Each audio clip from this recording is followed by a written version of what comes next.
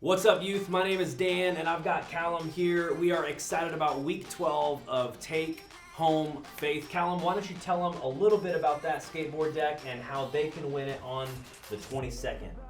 So you make a skate video, post it on Instagram, and tag us, and you can win it on the 22nd of November.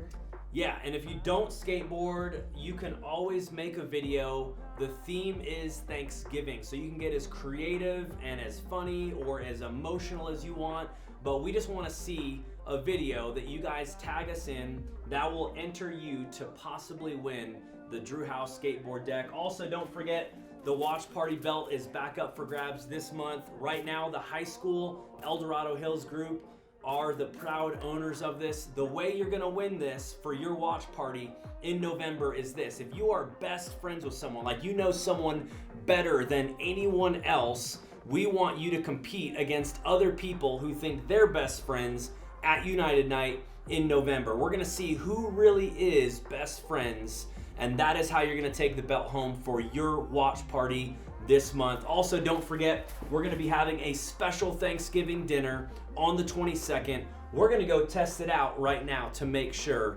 it's great. Are you want 3 famous bowls? 4 of them, yes. 4 famous bowls? Alright, what else can I get for you? What's up, guys? We're about to eat the KFC Famous Bowl that's going to be at Friendsgiving, and we're going to rate it on a Colonel Sanders system. 2 hours later. It's pretty good. I'll give it like a 4 out of 5. It's got the chicken, mashed potatoes, corn, gravy, everything you need. I give this like a 5 out of 5 because it's got like everything you need in it.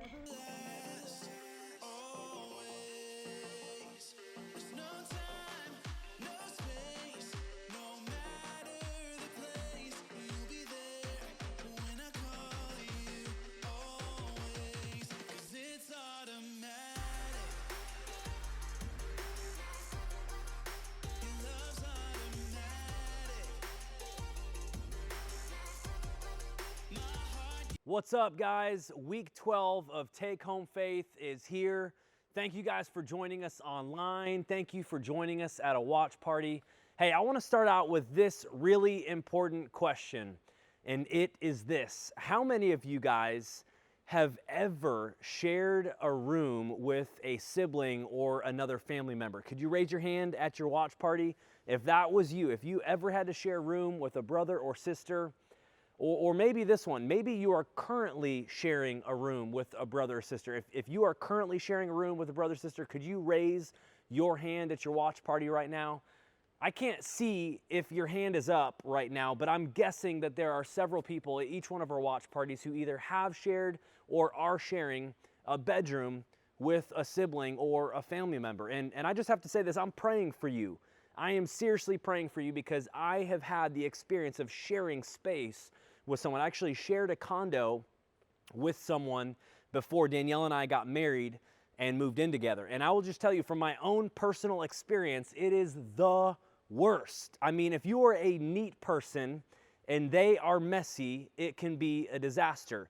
If you are someone who likes going to sleep early and they like staying up late until all hours of the night, it could be a problem. If you like listening to hip hop music while you get ready, and they like listening to country music while they get ready, that could cause some problems as well. And I'm not trying to like step on any toes or cause any PTSD in this moment, but I can remember a time before Danielle and I got married and moved in together where I just was counting down the days until I got a new roommate, until Danielle was my roommate. And Danielle, I just have to say, you are an amazing roommate. It's great sharing a house with you. I know I'm probably not the best, but I know some of you are in a spot in life right now where you just cannot wait until your parents get a bigger house that has more rooms. Maybe you can't wait until that older sibling goes away to college so that you can get your own space, a space that you can call mine, right?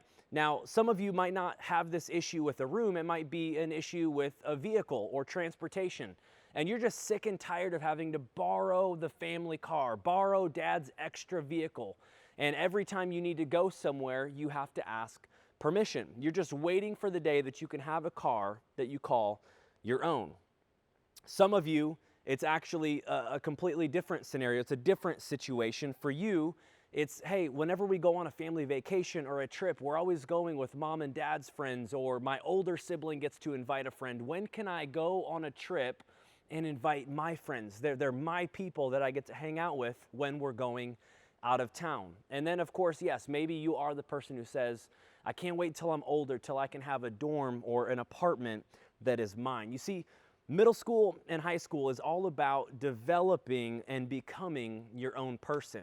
We develop and create our own style, our own hobbies, our own habits, and we even develop our own thoughts about the future. And at the same time, part of growing up is developing and building a spiritual faith life that we can call our own. It's a faith that we can say, this is mine. You see, knowing about God and knowing about Jesus is great. But if we want to have a faith that is strong, a faith that we call our own, that will withstand all the storms of life and all of the things that this world throws at us, it can't just be something that we do during 1 hour of the week. It's got to be something that goes home with us. That's why we've been talking about this idea of having a take-home faith. It's where it counts in the 167, not just in the 1 hour you're at church. And so today we're going to talk about something that helps you build maturity in your faith. But before we get to that, I want to show you guys a statement. The statement is this: experiencing faith for yourself isn't the same as experiencing faith by yourself. And here's really what I mean by that. Having a faith of your own doesn't mean that you never listen to anyone else. In fact, if you want to have a faith of your own and a faith that is strong, it means that you've got to involve other people in the process. In fact, it might mean that you're involving people way more than you think. You see, when I was younger, most of the Christians that I saw and most of the Christians that I looked up to were older. They were my parents. They were friends of my parents. It was a pastor at this old Methodist church that we went to. And it wasn't until I met a guy named Joe Cassiope that I really saw my faith in a different light. When I met Joe Cassiope, he helped me see that faith was bigger and better and more interesting than I ever saw it to be prior to knowing him. He was the first cool Christian that I ever met.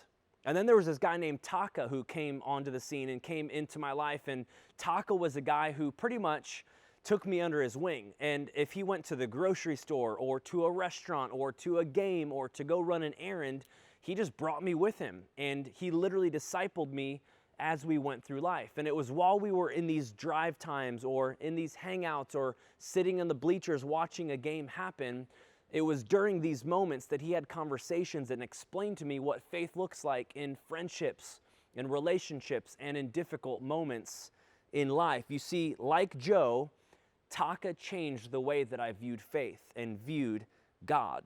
I can easily look at these relationships and see how God used them and intersected them with my faith journey. And although I have a faith of my own now, I will always see these guys as major roles and major characters in my journey towards God. And I believe that this is true for almost anyone who has a faith journey of their own. Whenever you hear a story about someone's journey towards God, you always hear about a relationship, not just with God, but with other people as well. Maybe you've experienced this too. Maybe you have had a faith journey with God and it began with someone inviting you to church or a United night or a watch party or a Bible study. Maybe it was someone who helped change the way that you think about God. This could be someone who impacted your life with one conversation. It could be someone who you've had multiple conversations with.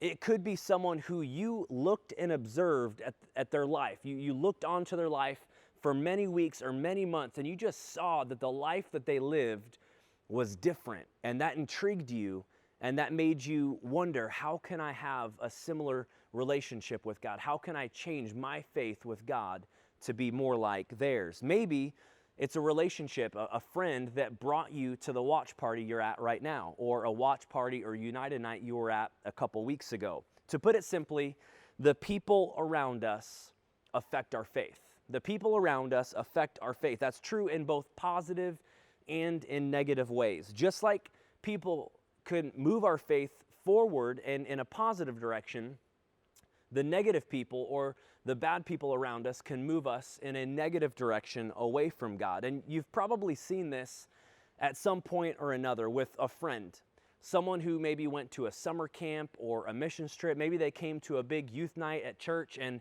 they had an incredible encounter with God that changed their life. And they were so excited about their relationship with God.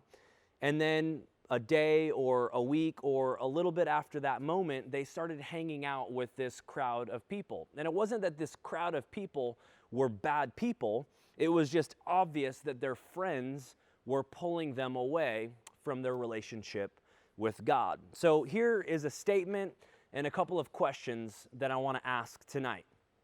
If the people around us have a huge impact on our lives and our faith, which I believe that we can all agree to, that the people around us have a huge impact on our lives and our faith, then the first question is this: how do we find the right people who can help us? And the second question is this: how do we prevent being affected by the wrong ones? How do we being affected by the wrong ones? Because we can't live a life that's insulated from all the bad people in the world. There's gonna be people around us that don't make the same decisions we do. So how do we prevent being affected by the wrong ones? I want to share with you guys an ancient piece of wisdom, and I'm not exaggerating, it is ancient. In ancient cultures, there were literally books that were filled with wisdom and advice and all kinds of amazing things. And in Jewish culture, we actually know that there was a lot of advice and a lot of wisdom that was collected and put into a book that we now call Proverbs. And even though the advice is old and it's ancient, it's amazing to see how applicable and how useful and relevant it can be for our lives, even in 2020. So let's check it out.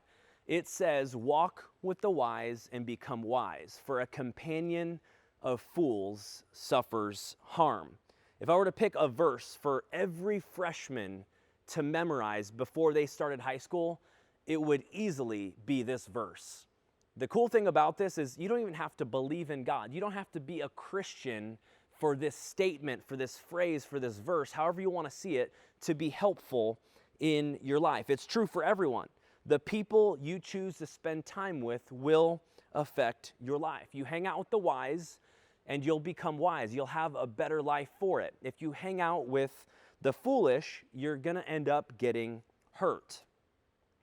I bet most of us could think of a 15, 16, 17-year-old celebrity or influencer who over the last couple of years, we saw incredible influence and incredible opportunity handed over to this young person. And we saw their life going in a positive direction, all kinds of amazing opportunities. And then all of a sudden, something changed, something clicked. And sadly, we can go on YouTube or Hulu or Netflix and we can watch documentaries about these young people and unfortunately the tragedies that they've walked through. And if you were listening to these documentaries and watched them, you would hear all of these people talk about the moment that things started shifting downward. The moment that things started turning for the worse was the moment that they started hanging out with foolish people. When we go back into Scripture and look at the Apostle Paul, we see him talking to the church in Corinth. It was a group of people who decided to follow Jesus, decided to say, you know what, I'm done with my old life and I want to follow and believe in Jesus' teaching. And what we see is this group of people were struggling to give up their old life for the new life they were living in Christ. And they were spending time with people who were still doing the things that they were doing prior to meeting Jesus. So Paul says this important thing: do not be misled. Bad company corrupts good character. Here's what Paul is basically saying.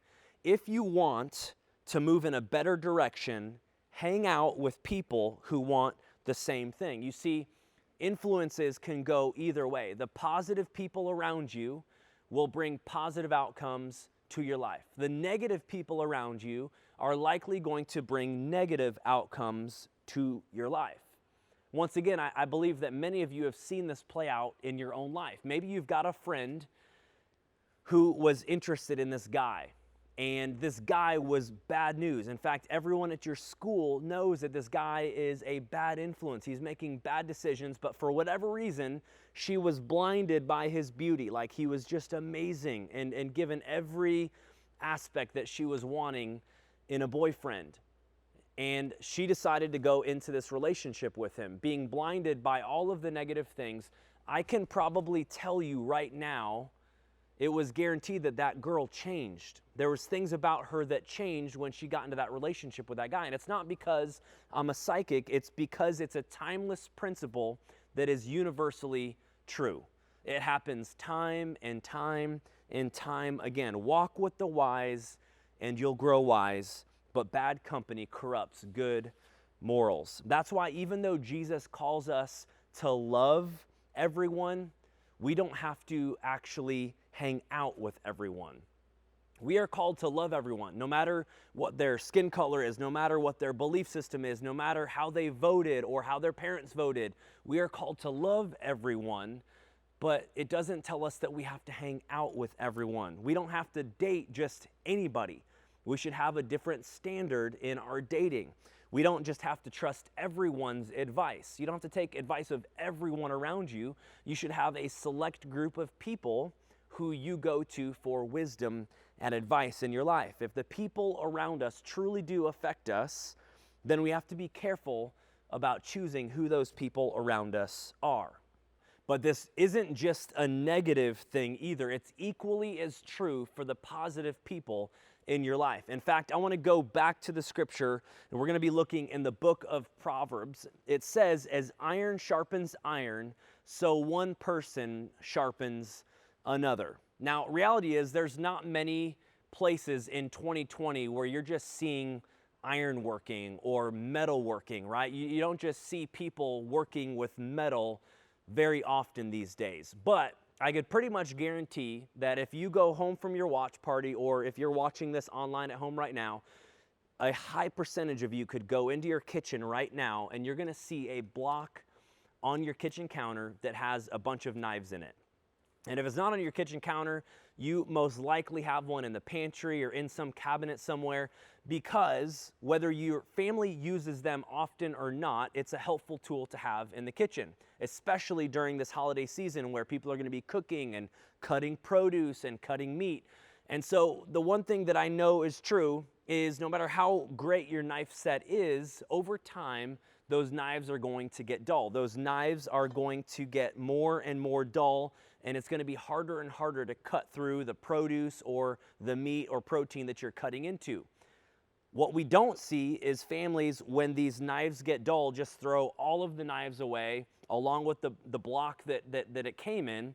What we see them doing is taking a knife sharpener and taking the two metals and rubbing them together. And when we have this happen, when these two metals rub together, it's actually making the knife sharper. It's making the edge more useful in the kitchen so that you can cut through the things that you want. This is also true when it comes to wisdom and the people around us. Strong friends make us stronger. This is a huge thing that we need to understand, that if you want to build a faith of your own, you cannot do it alone. You can't do it alone. That's why watch parties and why youth crews are so critical and so important. Every time we meet together as a watch party, every time you meet together as a youth crew, it is providing an opportunity for you to grow and sharpen each other. We can challenge each other to grow together. When we make the decision to engage in youth crew and at watch parties, it's like saying, God, I know that I can't create these relationships on my own.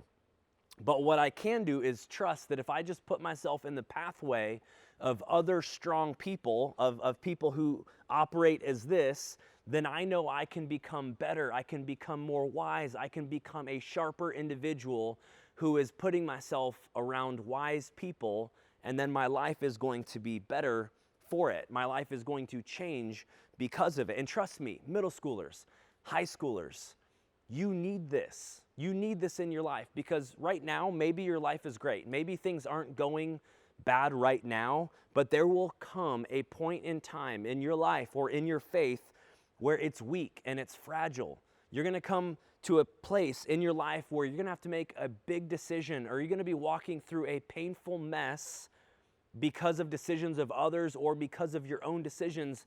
And it's going to be important for you to have help that's just one text message away. And that's what we want in youth crews. That's what we want with watch parties, is that you get vulnerable, that you have trust with other people that are going through a lot of the same things you are. That way, when you walk through life's mess, when you walk through difficult decisions, you've got several people that you can text and get input from in those moments. That's why one of the best things that you can do this week for your spiritual life and your faith is simply engage in your youth crew. It's just show up and engage in your youth crew. And I'm not just talking about physically showing up. If I were to be real with many of you, you've gotten really good at physically showing up to watch parties. You're really great at physically showing up to your youth crew, but I think that it's time we take it to this next step, and it's maybe you need to show up mentally. It's great to show up physically, but it's another thing to show up mentally. And what I mean by that is those of you who have smartphones, those of you who have devices that you're always distracted by, maybe it's time for you to just leave it in your pocket, put it on Do Not Disturb, focus in during the message, during the worship, during the youth crew time, so you can actually get to know the people who are in your youth crew.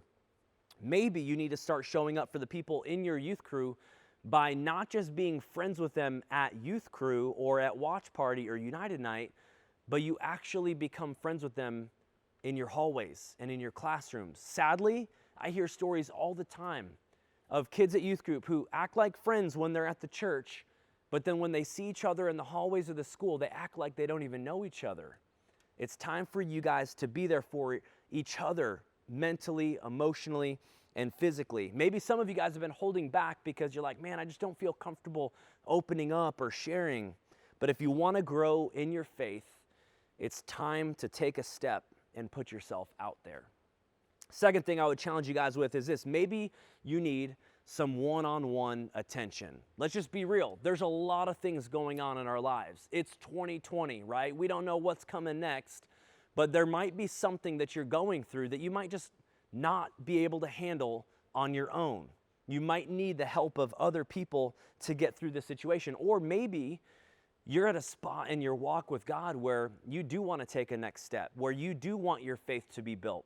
You have heard us talking about baptism and publicly proclaiming that you love Jesus. And you're like, man, I want to get baptized, but I've got a couple questions about it.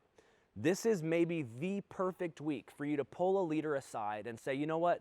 I admire your intentionality in how you follow God. I admire the way that you follow God with all of your heart. Would you mind taking 5 or 10 minutes after youth crew this week and just help answer some of the questions I've got about following Jesus or about getting baptized, or maybe it's a question you've got about the Bible. Maybe this is the week that you pull that leader aside and just say, man, I appreciate the way you intentionally live out your faith, and I want that in my life. Would you help me get to that spot?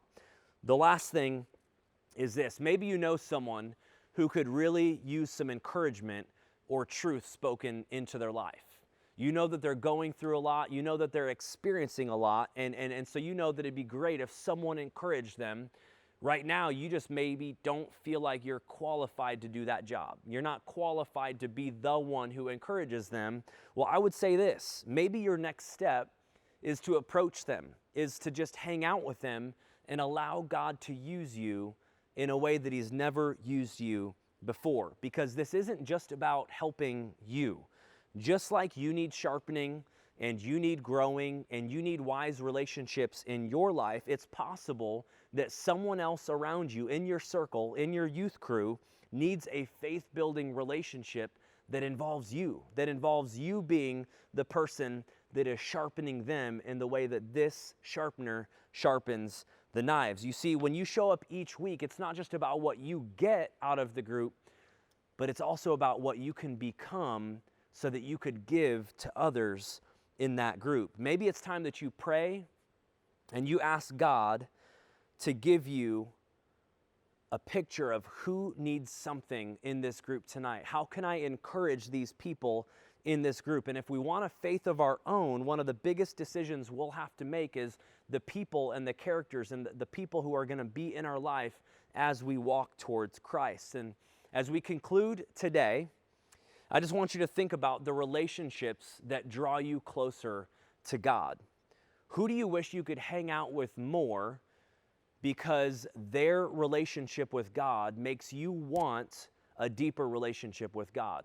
Who do you look at and say, man, I just want to spend more time with that person because I admire who they are and how their relationship with God is? And not just identify that person, but ask yourself this: what are you going to do about it? What are you intentionally going to do about it? Are you going to take a step? Are you going to put that person as a priority in your life? In doing so, in identifying that person, in prioritizing that relationship, and seeking out more time with them, I believe that you might just find that nothing grows your relationship with God quite like a relationship with someone else. Let's close in prayer and then discuss this in our youth cruise. God, we come before you. We thank you so much for your word. We thank you so much that we see Paul's advice to the church in Corinth. God, would you help us to know that it's not just about what we're getting out of these groups, but it's what we can become so that others can grow, so that others could become more wise, so that others can have more encouragement in their life. God, I pray that as we go on towards United Night on November 22nd, you could help our youth crews grow together in our friendships, that we wouldn't just be here physically, but we would be here mentally and emotionally as well. We praise you and we thank you. Amen.